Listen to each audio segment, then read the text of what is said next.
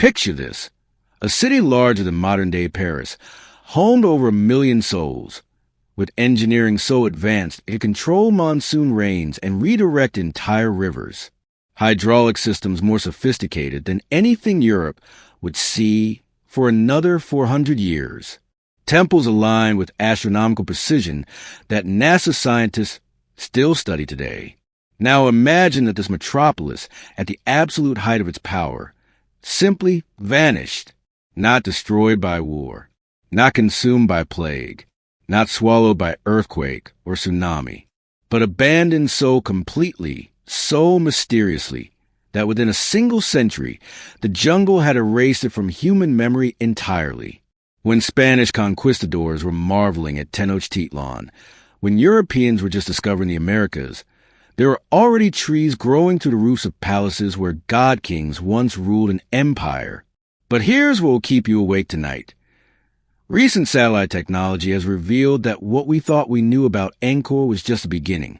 Hidden beneath the jungle canopy lies an urban network so vast, so impossible, that it's forcing us to rewrite everything we believed about medieval civilization. And the mystery of why it was abandoned, the answer might be more terrifying than we ever imagined. If mysteries like this fascinate you, if you find yourself drawn to forgotten corners of history where ancient wisdom meets modern science, then you found your sanctuary. Subscribe now and join our community of night wanderers and history dreamers. Each week, we'll guide you through the shadows of lost civilizations, uncover secrets that textbooks never taught you, and explore the profound questions that keep archaeologists awake at 3 a.m. Hit that notification bell, because some discoveries are too extraordinary to miss. Together, we'll walk through time itself, one forgotten empire at a time. This is not science fiction. This happened, and tonight, we're going to walk through the ghosts of that impossible city, follow the clues that modern technology is only now revealing, and confront a truth that challenges everything we think we know about the rise and fall of civilizations. Close your eyes and let the weight of the modern world slip away like morning mist. Feel yourself drifting backward through centuries, through the whispered memories of time itself, until you find yourself standing at the edge of something that should not exist. Here, where the humid air carries the scent of frangipani and wet earth, where the cicadas sing their eternal chorus, we discover what was once the largest urban complex in the pre-industrial world, a civilization so sophisticated, so impossibly advanced, that when it disappeared, it took with it secrets we're still trying to understand. In the heart of Cambodia, where the jungle breathes with ancient secrets, stone faces emerge from green shadows like forgotten dreams. But these are not just ruins. They are a mystery wrapped in stone, a puzzle written in Sanskrit and carved in basalt, a question that has been waiting 8 centuries for us to be smart enough to ask it. This is Angkor, the city that once caught starlight in its temple pools and held the moon captive in its carved corridors. But it was also something else, something we're only beginning to understand. The world's first megacity, an urban marvel that wouldn't be matched in scale until the Industrial Revolution.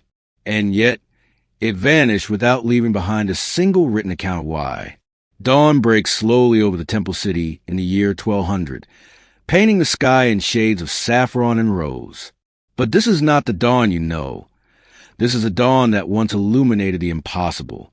The first light touches the highest spire of Angkor, that magnificent mountain of stone that rises from the earth like a prayer made manifest. Its 5 towers representing the peaks of Mount Meru, the center of the universe according to Hindu cosmology. Below spreads a sight that would make modern city planners weep with envy, a perfectly orchestrated urban symphony stretching beyond the horizon. The great city awakens not with the harsh cacophony of modern traffic, but with the soft percussion of wooden sandals on stone paths, the gentle splash of water being drawn from the vast reservoir that mirrors the temple's silhouette like a liquid mirror designed by gods. But here's what the history books don't tell you. Angkor was not just one city. Recent LiDAR mapping has revealed it was the center of an urban network covering over 1,000 square kilometers, larger than Los Angeles. We're talking about a civilization that had managed something that took the rest of the world another 800 years to achieve. True urban planning on a massive scale. Children's laughter echoes through courtyards where lotus blossoms float in sacred pools, their voices mixing with something extraordinary, the sound of running water. Everywhere, the sound of running water. The Khmer engineers had created the impossible. A city in a place where no city should exist, sustained by the most sophisticated hydraulic system the world had ever seen. They had literally bent nature to their will, turning monsoon floods into controlled irrigation, transforming swampland into paradise. The air fills with the rich aroma of jasmine rice cooking in clay pots, mixed with the sweet smoke of incense drifting from 1,000 small shrines. But there's something else in the air, the scent of prosperity beyond imagination. This was not just a city. This was the beating heart of an empire that controlled trade routes from China to the Middle East, an empire that grew so wealthy that its kings built temples as monuments to their own divinity. Monks in saffron robes moved like streams of sunlight through the shadowed galleries, their bare feet whispering against stones worn smooth by countless pilgrims. But these monks are not just spiritual figures. They are the keepers of knowledge that would make modern universities jealous. Mathematics, astronomy, medicine, philosophy, all flourishing in a civilization that Europe wouldn't match for centuries. Here, in this city of 1,000,000 souls, every canal tells a story, every carved figure holds a secret that we're still decoding. The Khmer people have built not just a city, but a cosmos in stone and water. Their king is not merely a ruler, but a god king, a Devaraja, believed to be the earthly incarnation of Hindu deities. And their home is not merely a place to live, but a reflection of the universe itself, with Mount Meru at its center and the ocean of eternity at its edges.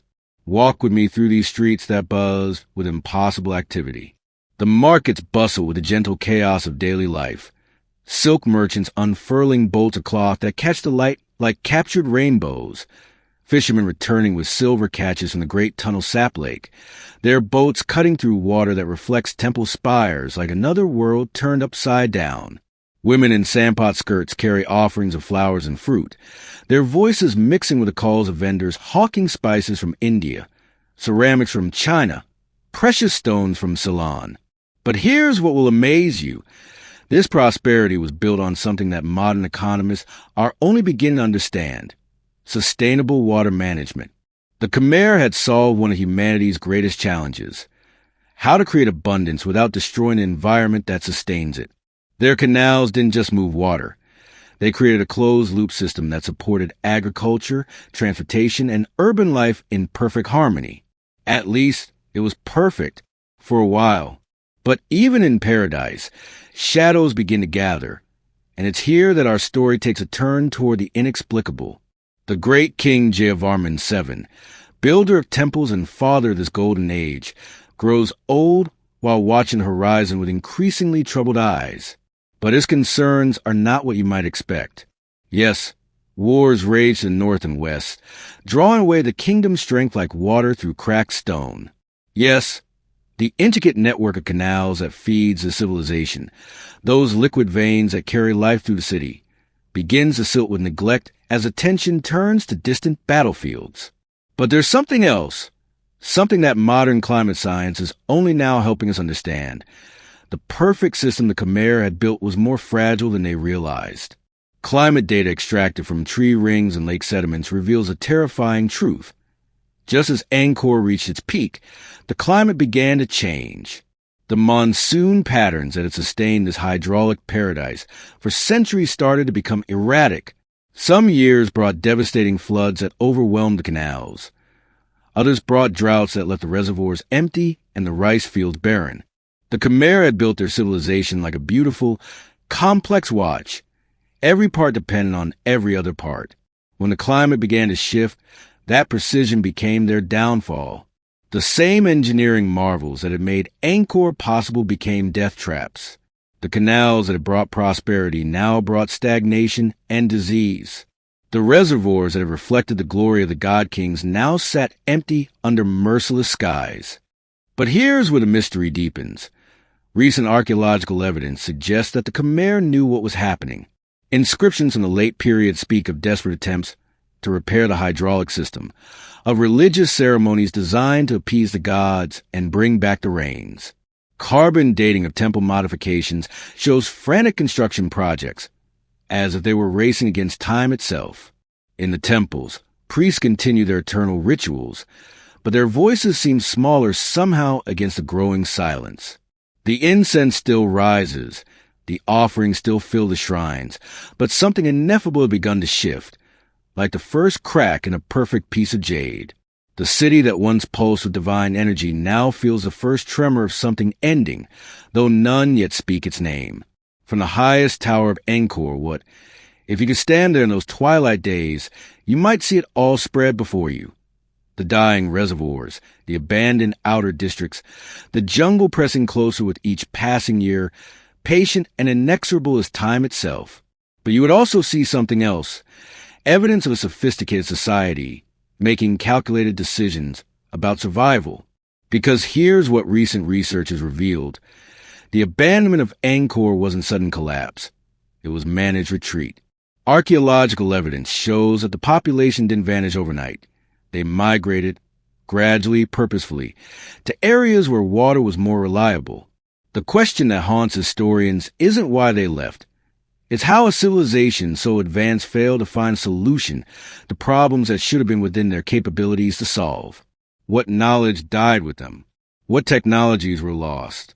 What secrets about sustainable living in harmony with nature went to the grave with the last Khmer engineers? And then, as if the earth itself had breathed a sigh and forgotten to inhale again, they were gone. But not all at once. Not in some catastrophic event that would have left dramatic archaeological evidence. The great city emptied like an hourglass, grain by grain, family by family, district by district, until only the stones remember the sound of human voices. Recent ground-penetrating radar has revealed something that will give you chills.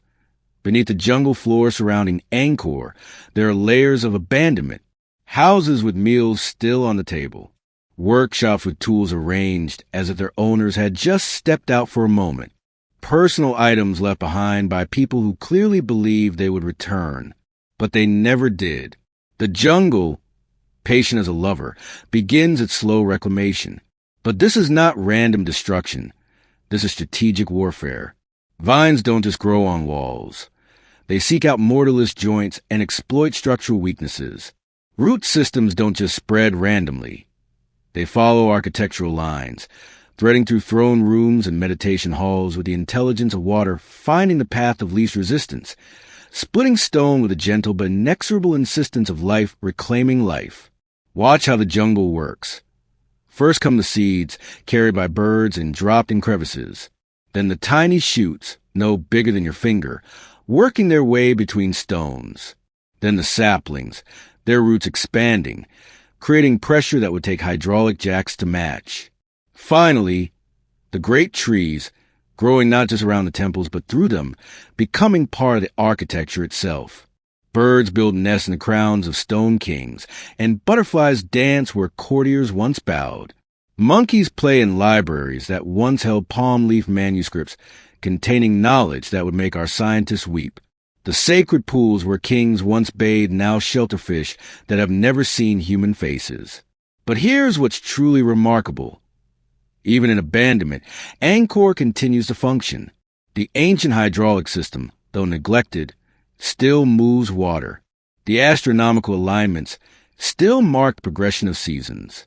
The engineering principles that built this place are still working, still demonstrating a harmony between human achievement and natural law that we're only beginning to understand. Centuries pass like seasons.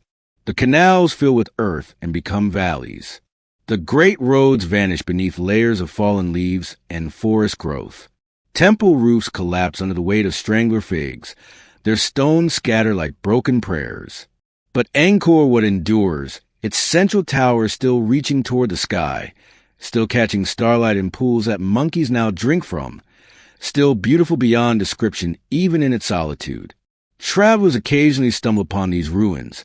A French explorer here, a wandering monk there, but their reports seem too fantastical to believe. Henri Mouhat, The French naturalist who brought Angkor to Western attention in 1860 wrote that it was grander than anything left us by Greece or Rome.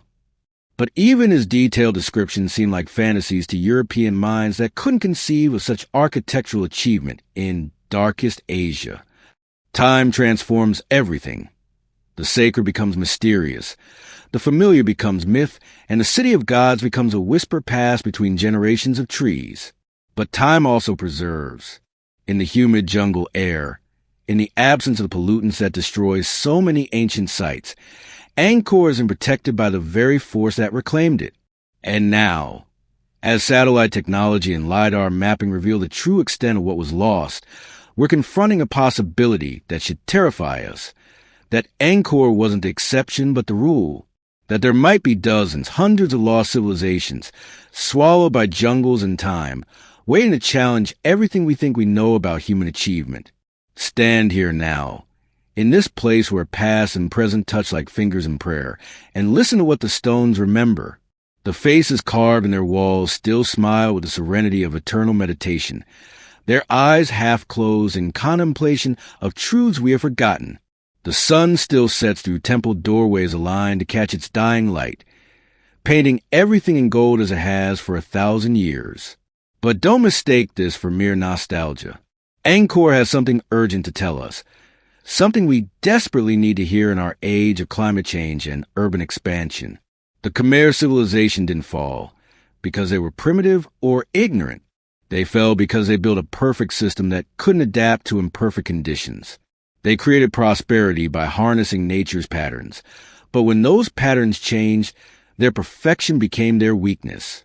They built cities that worked flawlessly until they didn't. They created abundance through precise management of water resources until the water became unmanageable. Does this sound familiar? Should it? Modern Singapore gets 40% of its water from rainwater collection, a technology the Khmer perfected 1,000 years ago. Modern urban planners are desperately trying to solve the same problems Angkor's engineers solved centuries ago. How to create sustainable cities that work with natural systems instead of against them. The difference is they succeeded. For 4 centuries, they made it work, which raises a question that should keep urban planners awake at night. If a civilization that's sophisticated couldn't adapt to climate change, what hope do we have? Perhaps this is what all great civilizations are meant to become.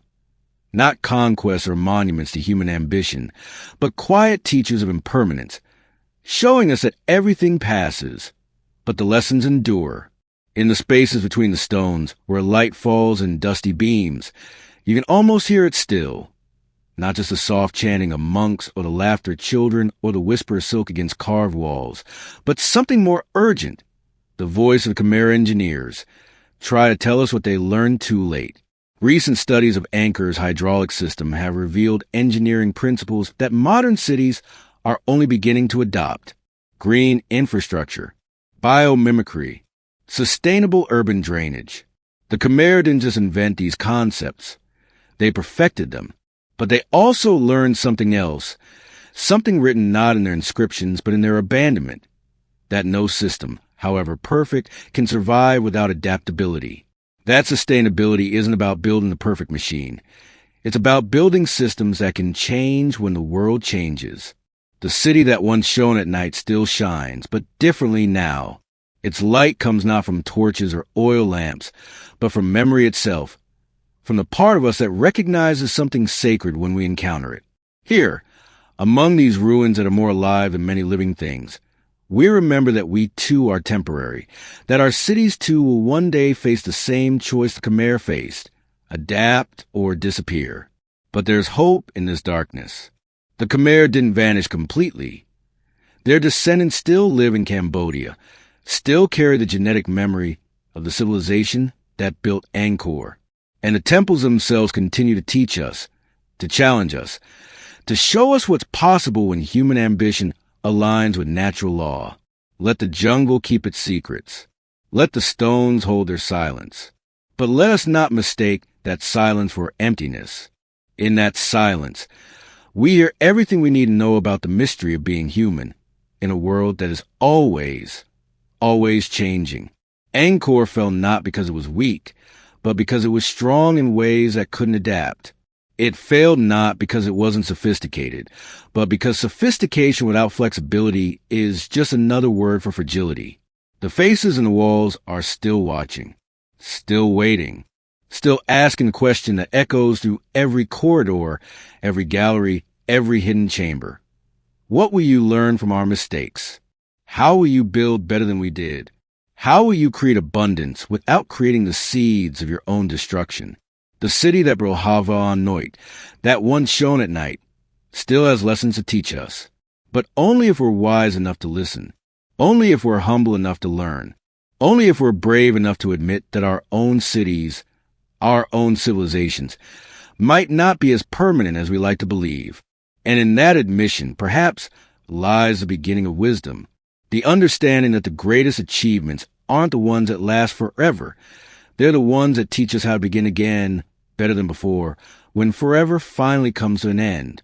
Sleep well, knowing that somewhere in the jungles of Cambodia, ancient stones continue their patient vigil, holding secrets that might yet save us from repeating the same beautiful, tragic mistakes. The city that once captured starlight still shines in the darkness of history, waiting for us to understand its final, most important message. That true immortality lies not in avoiding change, but in learning how to change gracefully, how to adapt without losing the essence of what makes us human. In the silence of Angkor, in the spaces between heartbeats and history, that lesson echoes still.